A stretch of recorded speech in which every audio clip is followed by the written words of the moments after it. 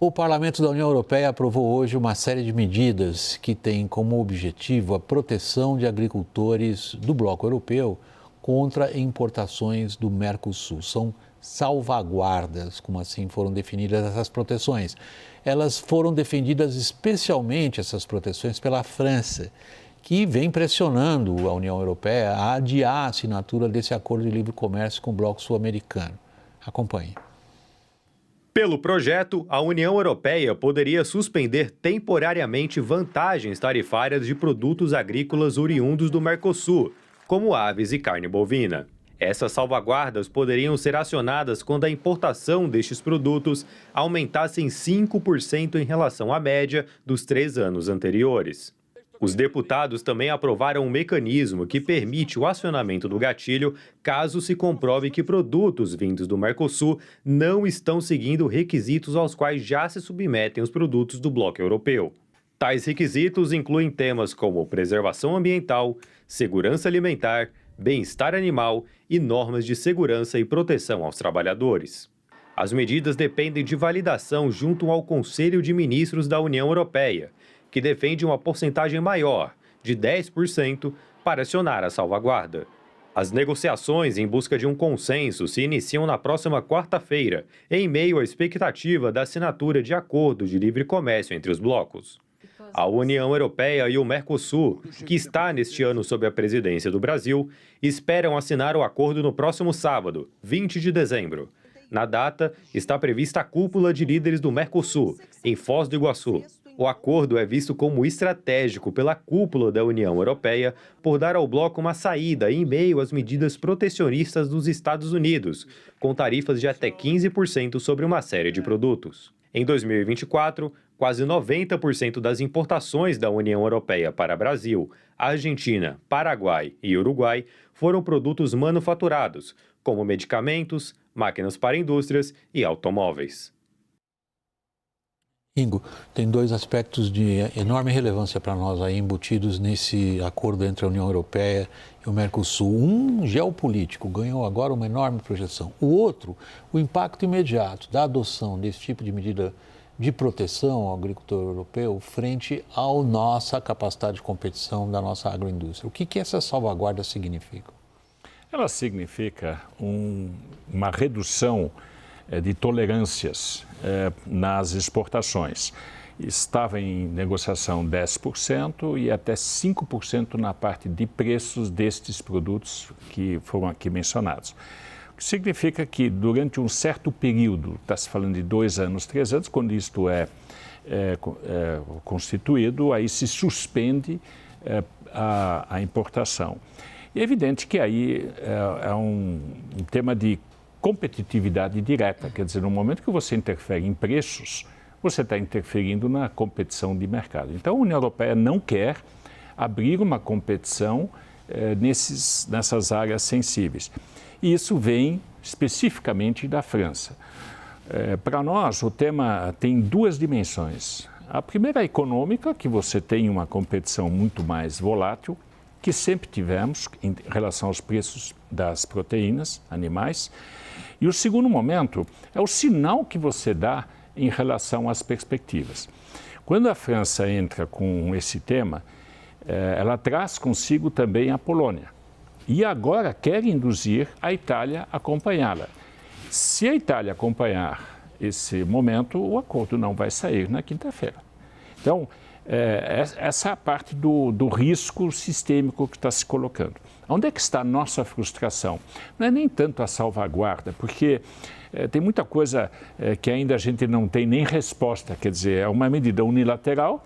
Se isso acontecer, nós fazemos o quê? Olhamos e aceitamos ou fazemos outra coisa? Então, isso ainda não está negociado, etc. Mas se você faz um acordo com isso, é uma atividade unilateral que ainda não está definida. Mas o pior, William, Thaís e Lorival, é a expectativa. Você não vê de que a União Europeia está olhando nesse acordo uma coisa de médio e longo prazo. Que é a dimensão geopolítica. E essa dimensão geopolítica, quer dizer, nós temos uma pauta fenomenal, se você pensar em novos elementos como a SAF, que é o combustível para aviões sustentáveis, ou os marítimos, ou outros, que são pautas muito interessantes. Nós temos pautas em conjunto na área da mobilidade. Isso não entra na cabeça dos franceses, desculpem de ser tão claro, não é? Os outros veem isso. Então, essa dimensão nos preocupa muito mais, William, porque os 5% a mais ou a menos é ruim, mas dá para gerenciar. Estamos diante de uma enorme frustração ou seremos capazes de superá-la? São 48 horas, um pouco mais até. Então, porque você tem o seguinte, você tem a votação quinta-feira no Conselho Europeu de Ministros, né? E aí, de repente, realmente depende da Itália por causa das porcentagens de populações. Se atingir mais de 35% da população contra o acordo, aí não é aprovado. E digamos que essa salvaguarda de agora ela seja suficiente para a Itália ficar de fora e outros países também, ou seja, ficar dentro, né, do acordo. E aí, sábado tem a reunião do Mercosul. Eu perguntei para o governo brasileiro, acho que o Daniel trará também outras apurações, mas a resposta foi assim: salvaguardas não fazem parte do acordo, né? Antes de qualquer coisa, o Conselho Europeu deve deliberar sobre o acordo, que demorou mais de 20 anos para ser negociado. Ou seja, está causando um enorme mau humor no governo brasileiro e com toda a razão, né? Assim, eu te falo assim, tá bom, vamos fazer um acordo de livre comércio, só que se você começar a vender para mim, aí eu paro tudo. Mas que graça que tem, só o outro que pode vender, né? Assim, só a Europa que pode vender para nós, 5%, eu acho tão pouco isso, né? Eu sou um leigo no assunto, mas me parece tão pouco, 10% já não era muito razoável, agora essa queda para 5%. Então, realmente acho que é muito frustrante para os países do Mercosul. O embaixador Rubens Barbosa, que também entende muito desse assunto, né, ele me disse, olha, as salvaguardas são unilaterais. Se o Mercosul contestar, elas não são aplicadas automaticamente. Haverá negociação e poderá não ser aplicada. Trata-se de um gesto político para evitar a derrota na discussão do acordo. Então tem essa nuance também, quer dizer, vai ter briga comercial aí se tentarem daqui a 3 anos, né, acionar essas salvaguardas. Daniel, seguiremos em frente? Seguiremos, William. Eu me dediquei muito a esse ponto hoje, porque desde a semana passada, o que eu ouço bate perfeitamente com esse relato do Lorival, imensa frustração e contrariedade do lado brasileiro sobre o mecanismo que está sendo criado. É uma percepção de que, olha, passamos 25 anos negociando, aos 48 do segundo tempo chega uma coisa unilateralmente, que jamais foi colocada na mesa de negociação e que a gente não deu aval. Então, contraria o espírito justamente de um acordo para produtos que já têm cotas muito baixas. A gente não está falando de livre comércio em si para carne bovina, carne de frango, carne de suína, etanol, açúcar, arroz. A gente está falando de cotas, né? E se crescer minimamente as exportações do Mercosul, você perde as preferências tarifárias, perde o acesso privilegiado ao mercado europeu. Diante disso, minha grande pergunta hoje era, tudo bem, passando e o Conselho Europeu aprovando o acordo, vamos continuar assinando no sábado? E uma pessoa me disse, olha, com um baita sorriso amarelo, mas vamos assinar, porque o custo de não assinar é muito grande porque a gente ainda acha que o acordo é positivo, porque o Mercosul está com várias outras negociações em curso, carrega uma pecha que é justa de que negocia e nunca fecha nada relevante. Então, poxa, que sinal que você vai emitir para os negociadores canadenses, japoneses, indianos, se você não consegue fechar? E porque o próprio acordo tem mecanismos de reequilíbrio das concessões de lado a lado e um mecanismo de solução de controvérsias, que é o seguinte, vamos jogar para frente, na hora que você me aplicar aqui essas salvaguardas, a gente traz para o escopo do acordo e, se preciso for, a gente tira, devolve na mesma moeda, tira a preferência para o produto europeu. Agora é um perde-perde, né? É isso. Eu quero fazer uma pergunta para o Ingo. Ingo, essa frustração de vocês com relação à União Europeia, É uma pergunta mais do ponto de vista da geopolítica, porque com a política externa de Trump, o mundo inteiro está buscando novas fronteiras. E o Brasil tem várias vantagens competitivas e o agro certamente é a principal delas. Então, o quanto essa salvaguarda ou essa resistência da Europa compromete esse avanço do Brasil com novas fronteiras ou uma participação mais segura em grandes blocos para o Mercosul e o Brasil dentro? Olha, eu acho que quando nós começamos as negociações, há 26 anos atrás, eu me lembro que a gente estava no Rio de Janeiro entregando um documento para o Fernando Henrique e para o Schröder. E quem não gostou desse documento foram os franceses. E a gente estava fazendo isso em conjunto. Por quê? Porque a gente tinha introduzido uma cláusula da parte da agricultura brasileira. Isso foi em 99. Então, de lá para cá, nada mudou na atitude francesa. Não é que os franceses não querem fazer negócios com o Brasil ou com o Mercosul. Fazem sim, e fazem bem. Só que essa parte hoje, na nossa interpretação, é muito mais uma medida em função da dificuldade do Macron internamente. Ele precisa, para se manter no poder, fazer uma concessão para o lado dos conservadores. E a Polônia acompanha por oportunismo nesse sentido. O nosso maior receio é a Itália aderir para essa parte também. Sim, mas aí como é que fica a estratégia do Brasil diante o Brasil mundo? Não precisa ficar assustado com essa parte, porque a gente vai continuar avançando. A gente é altamente competitivo nas proteínas animais e aí inclui a soja também nessa parte, nas questões energéticas. Não tem como frear a questão dos combustíveis do futuro. Nós estamos já trabalhando com os Estados Unidos e com o Japão nessa parte. A Europa não tem parceiros para isso. A Índia não é parceira, a África do Sul não é parceira, a Austrália não é parceira. Seremos nós. Então, esse acordo para eles é vital. Então, se eles acham que daqui a pouco a gente volta de novo, talvez a gente tenha uma atitude da Austrália. Que a Austrália disse, olha, 4 anos de negociação, vocês não querem mais, eu saio da negociação. Nós temos 26 anos de negociação.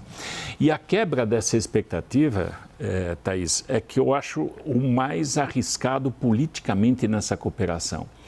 Porque no médio prazo, quem mais vai perder é a Europa. O Mercosul vai ter opções alternativas. Eu queria que você elaborasse um pouco nesse ponto. Tem amigos que nos acompanham aqui e nos chamam a atenção aqui por aplicativos de mensagem. Exatamente um ponto que você mencionou, do peso que os conservadores têm, por exemplo, com o Le Pen em 2027, se essas salvaguardas não passarem. Mas você está levantando uma outra questão, que foi colocada pelo próprio Macron. O próprio Macron diz o seguinte, a Europa tem que encontrar uma resposta ao que fazem China e Estados Unidos. Pelo que você está descrevendo, ela é incapaz disso. Eu acho que no momento ela é incapaz disso. Essa é a minha interpretação. Até porque a salvaguarda, que é agora, digamos, uma surpresa para nós, a gente tem uma lei de espelhamento que é da reciprocidade. A gente está esquecendo dela um pouquinho. Quer dizer, imagine o seguinte, a gente tem um acordo amanhã assinado. Como é que fica a questão das medidas sobre as fronteiras de carbono nas exportações? Como é que ficam as medidas da parte do desmatamento? Fica tudo numa boa? Eu acho que não. Acho que o Mercosul, principalmente o Brasil, vai acionar a reciprocidade.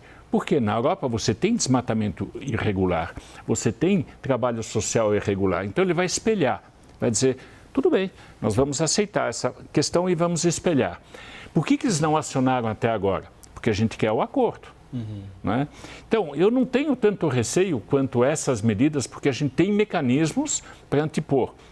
O meu receio é muito mais na expectativa que a gente coloca de futuro, porque a gente teria uma alternativa com a União Europeia para fazer muito mais, em outros mercados também. Então, essa é a frustração que eu acho que eles perderam essa visão. Expectativas frustradas talvez sejam as piores. Agora, em relação ao Mercosul, a gente tem uma muito forte no momento, né? Independentemente da eleição do Castro no Chile ou não, é que Brasil e Milei, por maiores que sejam as diferenças, parecem ter encontrado nesse ponto uma expectativa que será frustrada, meu irmão? Encontrar um ponto de equilíbrio, né, assim, em relação à abertura dos mercados do Mercosul para a Europa e para outros lugares. Então, realmente é muito lamentável, porque o quadro que surge, por exemplo, na questão do CBAM, todo esse mecanismo que existe para impor barreiras sobre as práticas ambientais de outros países e tal, que é um mecanismo desenhado para beneficiar a Europa e tal, vai virar uma briga, né? Assim, uma contestação o tempo todo dos dois lados, né? Assim, vai ser